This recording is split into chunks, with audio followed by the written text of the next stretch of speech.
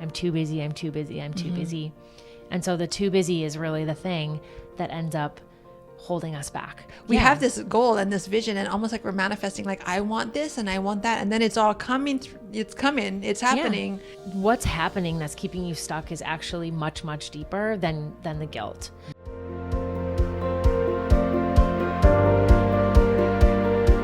Welcome back to the Mapuana Reed Show. Today we got my girl Marissa Hohaia with us, and I am so excited to have her here. She is the anti-hustle coach, and she's going to talk to us all about the busyness of being busy, manifesting, and all the great stuff that comes in between. Thank you for having me. I'm so happy to be here. I'm so happy you're here, my friend. I am the founder of Break Up with Busy, and as you said, the anti-hustle coach. And I work with really busy, overwhelmed women who are on the verge of burnout, type A, high achieving, who want to learn how to use their energy and their thoughts in a different way to manifest what they really truly want. So more money, love, career opportunities, passion, purpose without the hustle and the grind. So okay. I'm excited to talk all things breaking hustle culture. Oh, I love it. And I'm excited to learn and know more about it. Okay, so I know for myself at one point I was just going. And then there comes a point where you're just like, I just can't go anymore. Yeah. Is that the type of women who you're working with? Like we have this goal and this vision, and almost like we're manifesting, like, I want this and I want that. And then it's all coming. It's happening. Yeah. And then yet we're still getting burnt out at the same time. So we need to like find a balance. Yeah, absolutely. So you're describing what pretty much all of my clients experience, and I experienced as well. It's actually not that you've achieved the vision. You're striving towards somebody else's vision most of the time. Yeah. And that's a vision that maybe was sold to you early on subconsciously or programming. And so we tend to operate the majority of our lives chasing dreams or goals or expectations that aren't really our own. Mm-hmm. And then if we're lucky in our 30s or our 40s or maybe even our 50s, we might have a bit of a breakdown and a bit of an awakening and realize that the life that we've been working so hard to create and sacrificing so much of ourselves for isn't actually fulfilling. Mm-hmm. And that is where I come in when it comes to my clients, because then the question is, what now? What do I do now? Yeah. And what worked for you in the past isn't going to work for you going forward in that situation, in that point of your life, because you haven't done the thing that you are destined to do or want to do on a really deep level yet. You don't know what it looks like. Your brain isn't programmed to create that. Your body doesn't know how to experience that. So breaking out of that default way of existing is very confusing. Mm-hmm. And a lot of people don't try. They give up and they get stuck in the hustle, or they say, I'll do it later. I'm too busy. I'm too busy. I'm too busy. And so the too busy is really the thing that ends up holding us back from doing what we're destined to do and creating and living the lives that we're meant to manifest. Mm-hmm. What about at one point, this was the life that you had manifested and this is what you wanted, and then you got it, and then you're just like, what's next? Yeah. Now what, you know? Yeah. Well, I mean, I think we evolve, right? We're always evolving. Yes. The thing that blows my mind is this notion that, you know, when you're 40 or you're 50, you should just almost have like this stable existence, and that should just be your career and your life and successful until, you know, you ride off into the sunset. But I mean, you're not the same person when you were 5 as when you were 15, as when you were 20 and when you were 30. So I think it's crazy that we have not normalized evolving later in life. And we don't embrace as a culture being okay with, okay, well, I've done this amazing, beautiful thing. Like, I've been a really successful photographer and that's been really fulfilling. And now I want to change people's lives in another way. It's just another layer of life that I think is part of our experience as spirits or souls having a human experience in this world. There's just so much on offer for us to do and learn and grow and experience. Is there a part of guilt that comes up though? Because for me, I think I wanted that so much. I wanted to be a photographer, and then I got there like that. I manifested, I did all the things, and then I got there, and then I was like, yeah, okay, I'm good now. I think I want something else. Yeah. But then like a little bit of that guilt showed up, like, wait, what? You want more than this? Or so much guilt and so much fear. There's a lot going on a subconscious level. Yeah. Right. There's guilt, there's fear of failure, there's fear of success, there's fear of change. There's grief because it might require you to change your identity. It might require you to show up and maybe be visible and potentially be judged. And it also will require you to be a novice at something when you've been an expert or at the top of your game for as long as you can remember. So there's a lot of complex stuff that is happening at a subconscious level.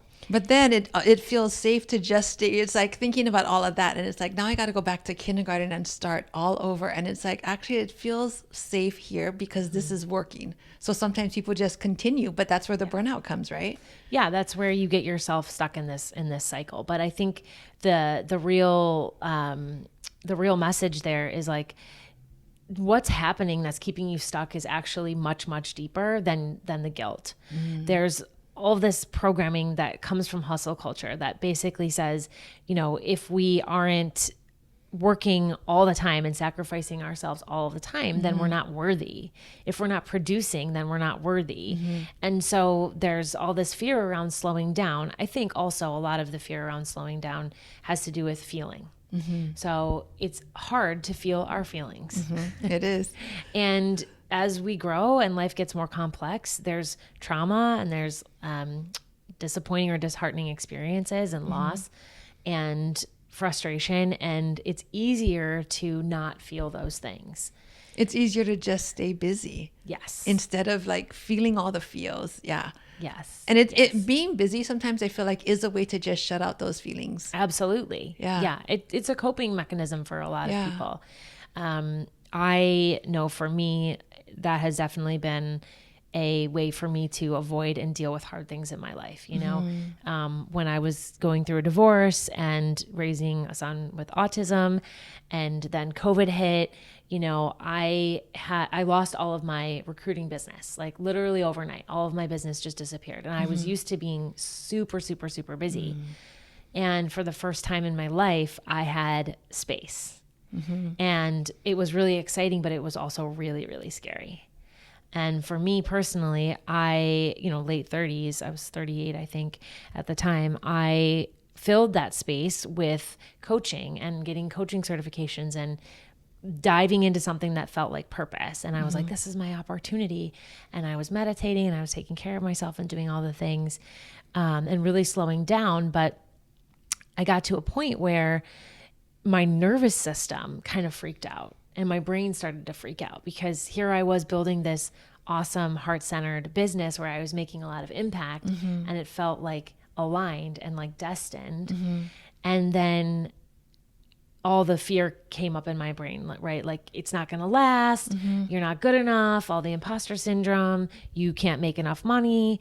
And I then got a job offer from one of my clients to come and run talent acquisition. They're a startup in New York City. And I just jumped right back into the hustle and I just totally sabotaged my business because I was actually so used to being busy that my body needed the chaos to feel comfortable. And my body wasn't trained to actually feel safe in space. So sometimes we want certain things, we desire a slower pace of life, but our bodies don't actually know how to exist in that state. And our brains don't know what to do with that.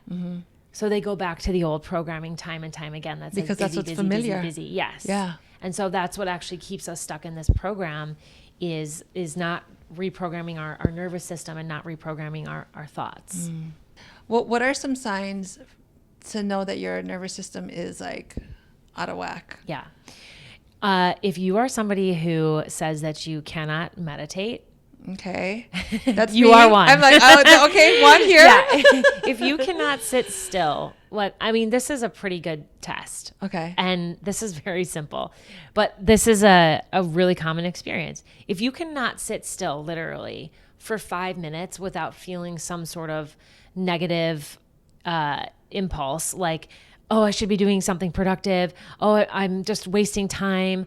I'm sabotaging. If you are just running all this rhetoric around in your brain that is telling you that you should be doing something else, then your brain and your body are not ready to feel safe in calm and peace and the ease that you desire. And when it comes to manifesting, we manifest what we are, not what we want. So we can't actually, we can't actually manifest the peace and the ease that we want via hustle and sacrifice. Yeah. Yeah. So until you can teach your body to be okay just sitting, or be okay in just a few minutes of stillness, you can't actually receive the things that you desire. You can't receive the peace. You can't receive and allow in the ease. I feel like my body can sit there, but my brain is the one that is just like, what are you doing? There's dishes, there's laundry. What are you doing? You got to do this, you got to do that. Maybe you should be going for a walk, exercising, something.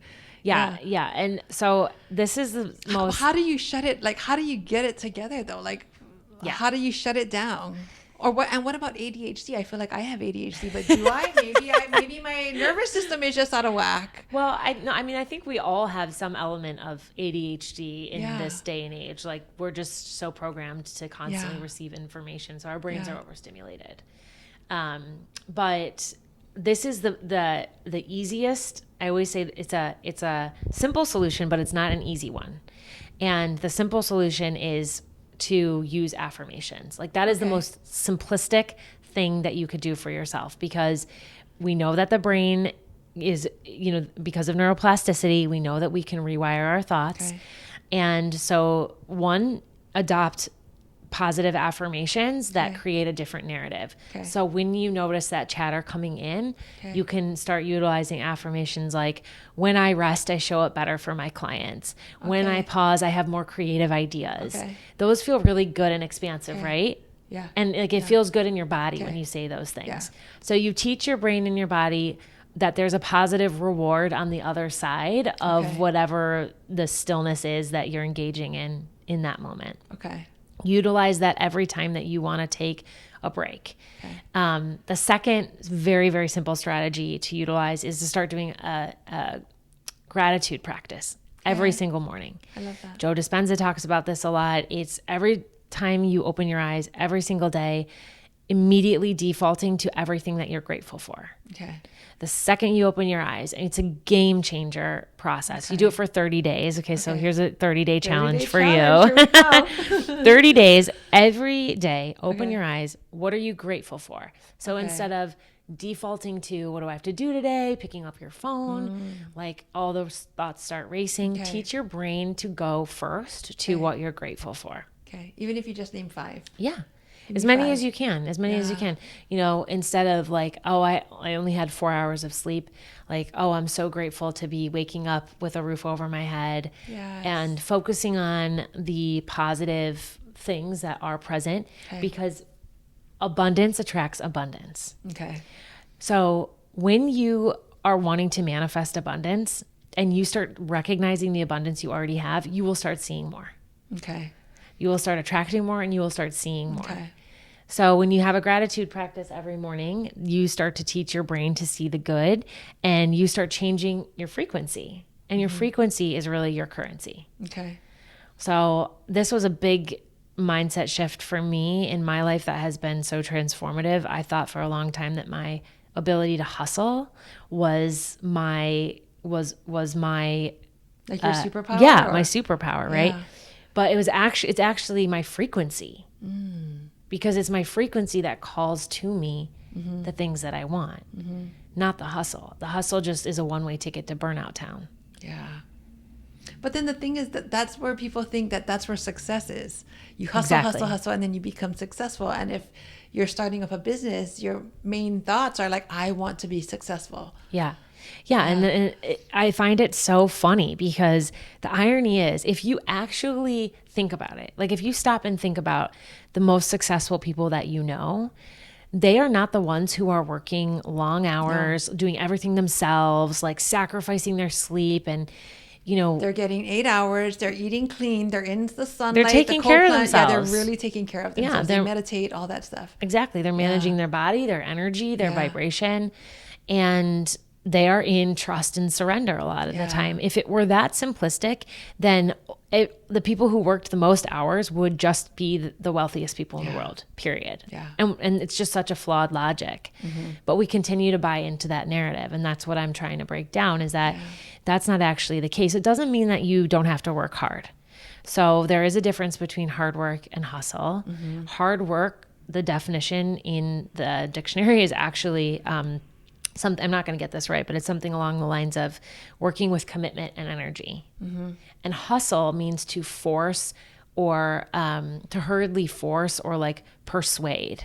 Oh, wow. Persuade and push. Yeah. So there's nothing wrong with hard work, but you can work really hard, but also still manage your energy and have time left over for the things that are important to you in your life and still be successful. You do not have to sacrifice your success by giving up the hustle. But I think a lot of women don't recognize that. Yeah. And do you work mainly with women or just, mainly with women entrepreneurs? Yeah, I only work with women. Okay.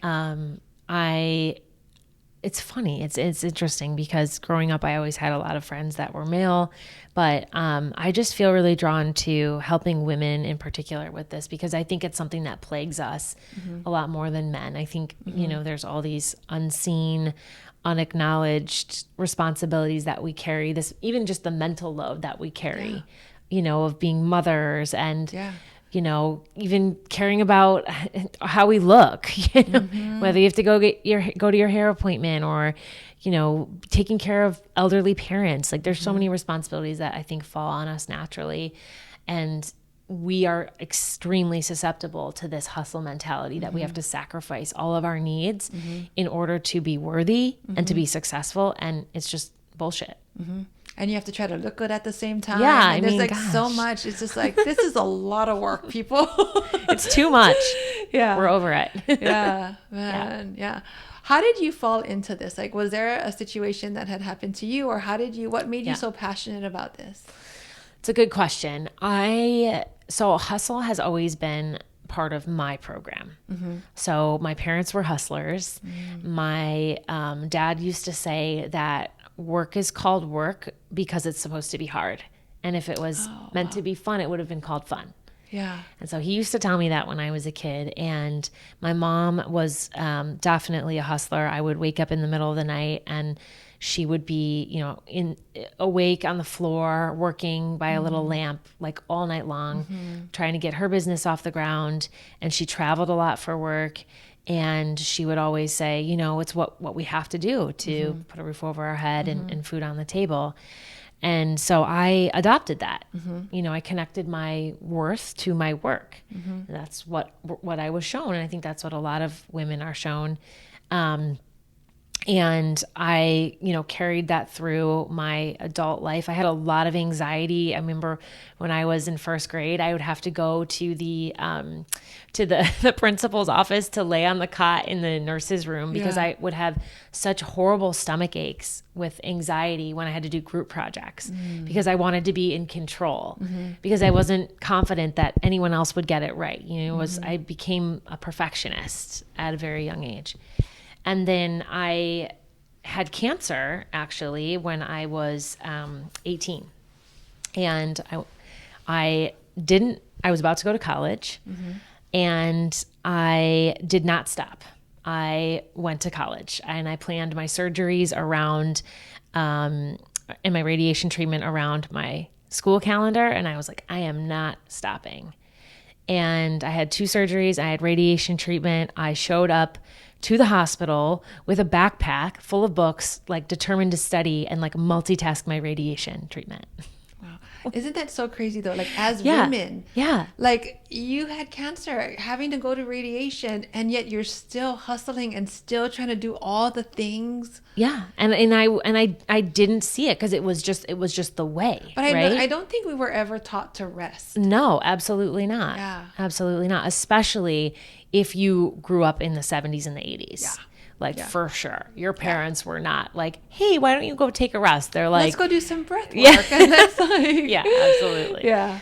Yeah. So that was, Wow. and that experience, then, I crashed very hard after that. I had I really went the other way and rebelled, and I was mad at, I think subconsciously at my body, because I was a perfectionist and my body was imperfect. And then I couldn't even trust my own body to be perfect. And so I couldn't trust other people, and I couldn't trust my body. And, what if this wasn't the way, what if I had it all backwards? So it really sent me down a dark spiral for a few years. And I really struggled for a while, into my adult life, but the hustle definitely came back multiple times. Like, I wish I could say there was one moment when everything changed for me, but in all honesty, it really took me till I was probably like 37 before I finally was like, okay, this is too much. Like, this cannot be the rest of my life. And I had reached a point where, like, I can't survive this way. No. Like, I'd burnt out twice. Yeah. I was working a recruitment, commission recruitment job. My husband at the time had just, his professional rugby career ended like unexpectedly, and we had nothing. And we had a child being diagnosed with autism and another toddler. And I had to jump in and like be the breadwinner for a minute. And I took that really seriously, and I took it way too far to where, I was like multitasking on the phone and trying to wash my kids' hair in the bath. And I felt so much guilt. It's like, it's soul crushing. It really just because when you're drains you. there as a mother, you're wanting to be there hustling, but when you're hustling, you're wanting to be so you're just kind of like, no matter where you are, it's just like you want to feel be somewhere powerless. else. Yeah, exactly. No matter what you can't do. win. Yeah. Yeah, and I think that's the sad truth of hustle culture, is like, you cannot win. Yeah. As long as you are sacrificing yourself and your needs, and you are constantly working to produce, you are constantly giving away your power. Yeah. And you can never truly be fulfilled in that situation. And so for me, the breakdown and the transformation happened when COVID set in, because like I said, I had no choice. I had no choice. And as my son got older, having a child with special needs, I have to be there for him when things happen. And so I can't overfill my calendar with work commitments, because he might need me in these times, and I need to keep it open, because, we have to go to the pool every Wednesday night, because that's his thing. But don't you feel like that helps you to just like absolutely stop everything and be like, this is what we're going to do right now. I'm going to be in this moment. Yeah. And I had, which is a whole separate conversation, but I had a spiritual awakening when I got divorced and in COVID. And that also circled back after this long-winded answer to your original question. That was really part of what pushed me to get beyond it and to do this work with other women, because I realized that there is so much more to life than work, and that way of existing doesn't generate fulfillment. And I learned the difference between success and fulfillment, and tapping into that spiritual side of myself that came here to make an impact. It felt like purpose. And I literally was walking through, I went for a walk one day. I was walking through the forest, and the breakup with Busy just literally dropped into my head. I didn't know what to do with it. I was doing meditation coaching at the time. Like, I was just doing whatever I could do to just like make impact in COVID. Right. Yeah. And I didn't know what to do with it, but it stuck with me. And then, a couple years later, after I'd been coaching for a few years and I got into this group program, was when I decided to make it my business. And it made sense to me then. So that is why I have done it. Oh, it's such a great story though, to have heard about like what happened to you and to see where you have been to where you are now. But then also I feel like I can see myself in you in some parts of the story of wanting so bad to hustle, or wanting so bad to get this business off the ground and get it going and doing all these things. But at the same time, I'm a wife, I'm a mom, and then not fully being present, Yeah. And I think it's a journey. It's a forever journey. Yes. And that's what I want people to understand when I tell all these different facets of my story. Yeah. And I'm honest about there not being this one pivotal moment, you know, until COVID, when I was in my late 30s, because it does often take many years of struggling through it and kind of getting to this place of rock bottom where you're fed up enough to actually do something about it. Yeah. Because our culture rewards and glorifies hustle. Yes, it does. And if you're sitting, it's like considered more like laziness. Yeah. Like if you're not doing anything, it's like, are you lazy? Like, what are you doing today? Yeah. Like how many times I love asking this question, like how many times do you find yourself lying to your coworkers or your boss or like even your partner about what you're doing or where you are during the day? Right? Yeah. Like, oh, sorry, I didn't get back to you on that email. I was just on a phone call. Yeah. It's like, no, I was actually just like laying in my bed for 5 minutes. Yeah. And just kind of like gathering my thoughts. Yeah. When you work with a client, take me on that journey. So there's a model that I follow Okay. in my 12-week process. That is my model. It's called the RISE model. And the first step it's an acronym. It stands for reprogramming.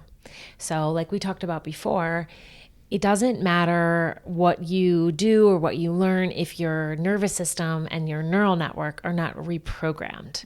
So you have to actually reprogram your thoughts and you have to reprogram your nervous system in order to clear the way for you to actually manifest, experience, and create something different. Because you can't manifest with those thoughts, right? So you can't, it's not going to work. No, and I mean, regardless of how you look at it, some people think manifesting is really woo-woo, and you know, I have a master's in psychology, so I like to also explain it through psychology for some people. So if you think about it this way, let's talk about it from an energetic standpoint. So energetically, the woo-woo kind of spiritual explanation of manifesting is that whatever you put out into the universe, law of attraction, you receive back, okay? Psychology says self-fulfilling prophecy and confirmation bias. Whatever you think, you will see in the world to confirm what it is you believe, right? It's saying the same thing, which is that whatever you believe, you will see and experience in the world. So if you believe that you have to do this work this hard all the time, or else you will not succeed. You will not that's what will succeed. happen. And this is why time management does not work for so many high achieving women, because what they do is they put breaks in their calendar, but then they can't give themselves permission to prioritize themselves because they're used to making themselves the last priority and putting work above everything else. And so they don't do it. And then it's another thing that they beat themselves up over. See, I'm not perfect. Again, I can't even make the yoga class that I put in my calendar, or I can't even take a break. And so time management does not work well. It's time management strategies for women, unless you've done, you know, some of this inner work first and really getting to the root of it and healing and reprogramming your subconscious mind. And so once you've done the reprogramming of the subconscious mind, then you've kind of started to shift some of the ways that you think. You start to shift how you feel. You start to be okay with stillness. Then you can start to receive your intuition. This is the I in the RISE model. It stands for intuition and intention. So once you can receive and get in touch with your intuition, then you start to receive all this inspired action. And you're like, ooh, I feel curious about this. And I want to check out that. Or I want to try this. I want to talk to this person. I want to be in this room.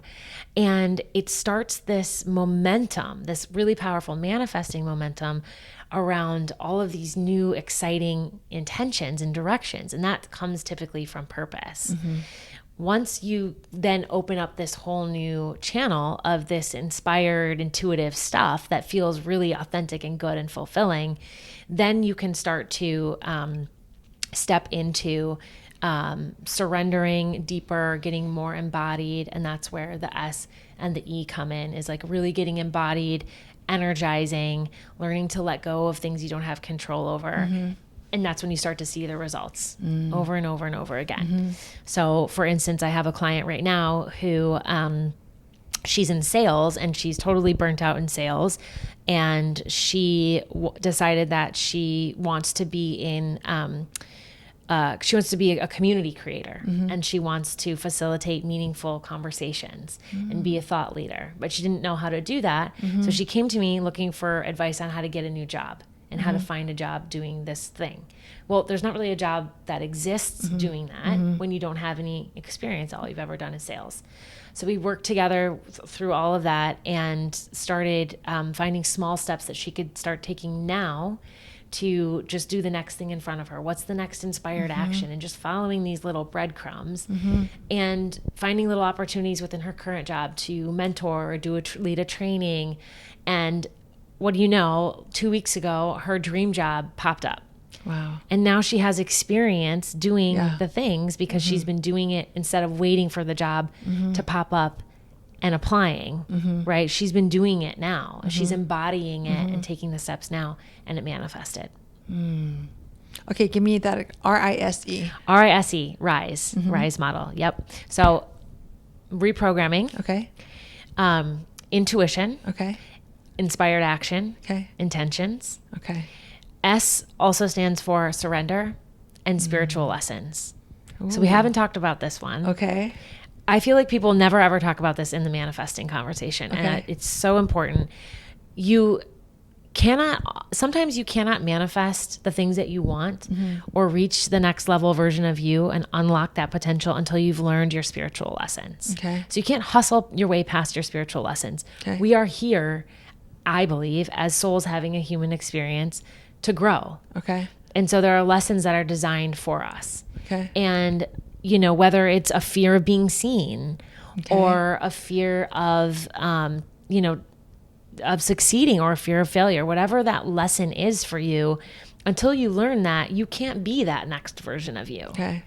So if you're just constantly hustling and focusing on what needs to be done, but not grasping and embracing all the lessons the universe is throwing your way that feel really hard and kind of suck sometimes, you can't get to that next level. Yeah. So if you look at the things in your life that keep coming back around, okay. Yes. Notice them, okay. Acknowledge them, and start facing them. Okay. Okay. So, but when we face them, it's just kind of like, it's hard. It is hard. I don't want to face That's why you hire a coach. So you don't have to do it alone. Exactly. Yeah. Yeah. No, seriously. That you really do need a coach to coach you through all of this. Yeah. Because if not, you'll fall right back into your old patterns, right back into the hustling because it's all you know. Exactly. I mean, for me, to come back to my story again, I had a master's degree in psychology. I was a top global executive recruiter. I was making multiple six figures in recruiting. I was doing well by all traditional measures. I'd done therapy. I know that therapy is very valuable. But for me, the point where I was at, I knew the definition of insanity was doing the same thing over and over again and expecting a different result. So I was like, shit, I need to do something different. So I was like, and I heard this voice and I was like, there's something calling to me that I think is spiritual. I have no idea what it is, but I'm so low that I'm actually now open to trying something different. And so I hired a spiritual coach and a spiritual mentor.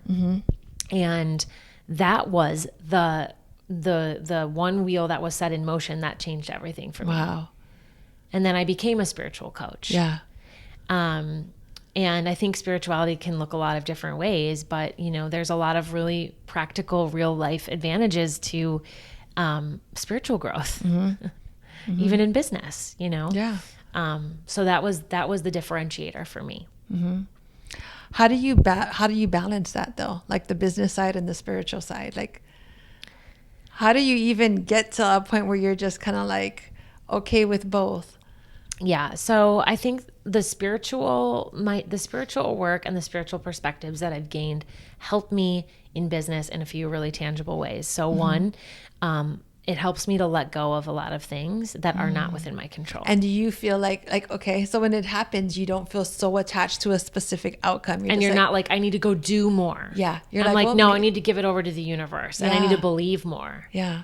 And has that helped you letting go of that multiple six-figure business? Like, okay, I'm ready for whatever is next. I'm going to just let all this go. Was it scary for you letting it all go? Absolutely. Yeah. I shared this in a talk, a keynote I did a couple weeks ago on stage, but I walked away from a very big 6-figure salary at this startup. And it was a sexy, fancy job, running talent acquisition for a startup in New York City. I was traveling back and forth, but I was working all the time. I was writing offer letters on Thanksgiving. I was taking calls on date nights, leaving my boyfriend at the table, like by himself eating. And when I ultimately left as a single mom with debt, a child with special needs, I had no prospects. I mean, in hindsight, probably not the best move, but luckily it worked out really well for me, because what had changed for me is I had done so much inner work that I wasn't afraid. I just wasn't afraid. I was just at in whatever such the a deep outcome place is going of trust. to be. Yeah. I knew that this was what was meant for me, and I trusted that it would work out, and that if it didn't, I would be okay. That something else would present. And ironically, by the end of that year, I actually made $65K more than my corporate salary. And you were so much more happier. Yeah. And I had time with my kids, and I had, space for myself. And but it's the letting go. I think that it's the part of letting go of one rope when you don't fully have a grip on the other rope. And it's right in that in between of like, okay, I'm going to just trust. Yeah, and I'm going to be okay if I fall down because I don't got a grip on the other rope just yet. Yeah. Yeah. But this is what I always tell my clients is like, you don't have to tear your life down and like start all over and just like throw the other rope and just fall, free fall. Like you don't have to do it that way. You can baby step your way through it. Yeah. But the way you do that is you just start like grasping the one thing in front of you. You've got to be so tapped into your intuition. Yeah. You have to be still to receive that information. You have to be able to quiet the noise externally for long enough to hear the internal answers that are already there. And then you can start to follow these little nudges and just follow these little nudges. But we're so impatient in our culture. Yeah. And we get fearful as we go through it, oh, well, that's when the fear of failure or the imposter syndrome, all those things kick in, all that old programming. And so that's where, having a coach, I mean, I always have at least one coach for all the things that I'm working through, because it really is a forever journey, and we just aren't meant to do these really hard things alone. Yeah. You wouldn't necessarily go and, try to become a surgeon on your own, or necessarily like lose 40 pounds on your own. You're probably going to hire a personal trainer, right? But we keep ourselves stuck in these patterns because we're using the same brain to get out of them that created the problem. Yeah. I think a lot of, I know a lot of Polynesian people are very much tapped into their intuitions, like Hawaiians, we call it your na'au. And so I feel like when we don't listen to that, like that's when we kind of get steered the wrong way, and it's like, it gets like louder and louder, and to the point where almost like you would just kind of want to shut it off. You're like, no, I'm doing this. Like you kind of try to avoid it. Absolutely. Okay. Yeah. As women, we just aren't taught to trust ourselves. Yeah. So don't you feel like as women, we're always told what to do?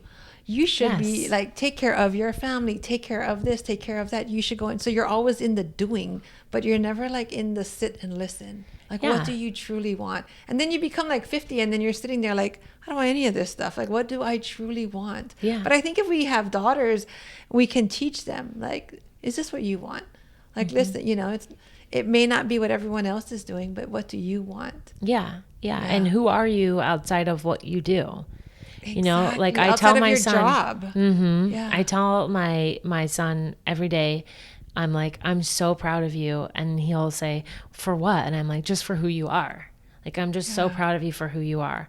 I never attach any of my affirmation to what he's achieved. Yeah. Obviously, like, I'm so proud of you because you did this. Or like, hey, I see how hard you're working on that. And, I love seeing that. Yeah. And I love how, kind you are. And I love how you're, doing the right thing for yourself, like trying to affirm that, thinking for yourself, using your own brain. Yes. So I think this just breaking out of hustle culture requires you to be a different parent as well, which is really hard. What you said about telling your child to use your own brain, that is so important. I always tell my kids this too all the time. Like, I'm like, I don't care if an adult tells you something, use your own brain and think like, what they're telling me, is this really true? They could be a teacher. It could even be me sometimes, but it could be that I'm telling you my limiting beliefs. Yeah. You know what I mean? So what might not be true for me may not be for you. Yeah. Yeah. One of my proudest moments, and I never thought that I would feel proud about this, but my son, we were in the car, we were driving, and we were just going somewhere random, and he asked me to turn the music down. And he said to me, Mom, do you think that things happen for a reason, or do you think that things are just random? And I was so proud that he asked me that question, because I've created a space for him to think about the complexities of the world and form his own opinion. And I asked him, well, what do you think? And, he gave me his opinion, but I'm really proud to be raising like spiritually in touch children. And I don't think that necessarily means that you believe in one thing, but it's just recognizing that there's a part of us that is bigger than our bodies and our thoughts, and that we're actually like these really complex beings having like really meaningful experiences in this world, and that there's things that we're meant to do and to learn here that are connected to something bigger than ourselves. And it's okay to question. Yeah. It's okay to question, like, why, like, why someone's telling you something, or like, what's the deeper meaning of this, or do your own little investigation on what you feel. Yeah. And it may be opposite of what someone's telling you. Yeah. Yeah. Yeah. I love that. Thank you so much. You're welcome. Thank you for being here. Yeah. If someone wants to work with you and they want to hire you, how do they find you? So you can find me on Instagram at breakupwithbusy. I'm also on LinkedIn, Marissa Hohaia on LinkedIn, probably the only one I would imagine on LinkedIn. If you can spell it right, you can find me. It's a maze. But yeah, shoot me a note. I have a practical guide for manifesting that helps women kind of who haven't really experimented with getting beyond the busyness and tapping into their intuition and learning and understanding how to start manifesting something different. Gives them some really practical steps, because I'm a box checker. My clients are box checkers. They like steps to follow. So they can grab their free copy. I love it. Okay. Thank you. Thank you so much. Thank you for having me. Thank you so much for tuning into the Mapuana Reed Show. I will see you on the next episode.